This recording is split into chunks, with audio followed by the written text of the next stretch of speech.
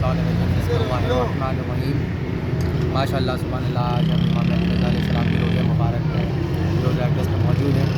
सलाम हमारे जद अमजद पर कि आज हम उनके रोज़ा मुबारक में मौजूद हैं और मीनार देख रहे हैं इमाम रज़ा अलैहिस्सलाम गुंबद के, और यहाँ पीछे इमाम अली रज़ा अलैहिस्सलाम का रोज़ा है और गुंबद है।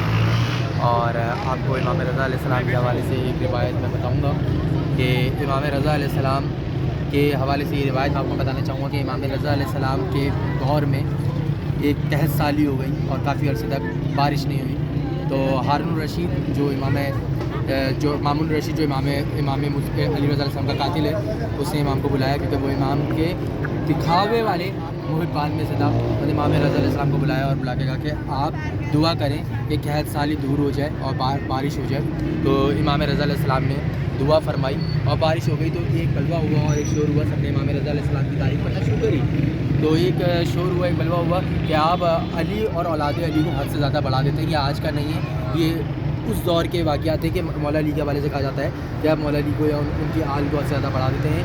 तो जो है उनमें एक हमीद नामी शख्स था, उसने बुलाया इमाम रज़ा अलैहिस्सलाम को मामून के दरबार में। उसने कहा कि हम आपकी इन करामात को नहीं मानते, अगर आपके कोई करामात हैं तो ये मामून रशीद जिस मेंबर पे बैठा हुआ है उसके पीछे उसके कालीन पे 2 शेर बने हुए थे। देखा, आप इस शेर को कहें कि ये मुजस्सम के बाद शायर और जो है आकर वो आकर मुझ पर हमलावर हूँ और मुझे खा जाए। इमाम रज़ा खामोश हो गए, थोड़ी देर तक खामोश है, लेकिन उसने जब दोबारा यही तकरार की और ये सवाल किया तो इमाम रज़ा अलैहिस्सलाम को चढ़ा है। इमाम रज़ा अलैहिस्सलाम ने कहा, ए हमारे खुदा, इस तस्वीर से बाहर आ और इस शख्स को खा जा। उस शख्स को खा के मामून रशीद बेहोश हो गया। थोड़ी देर के बाद उठता है मामून रशीद। इमाम रज़ा अलैहिस्सलाम कहते हैं ये शेर खुदा वो 2 शेर थे। इमाम मूसा कासिम का 1 शेर था, इमाम रज़ा अलैहिस्सलाम के 2 शेर थे। जैसे ही वो उठता है वो इमाम अली रज़ा अलैहिस्सलाम कहते हैं कि तू वापस इसी तस्वीर में चला जा। वो शेर वापस तस्वीर में चला जाता है। ये इमाम करीब कहा जाता है, करीबुल गुरबा कहा जाता है, लेकिन ये इमाम रज़ा अलैहिस्सलाम की शान है।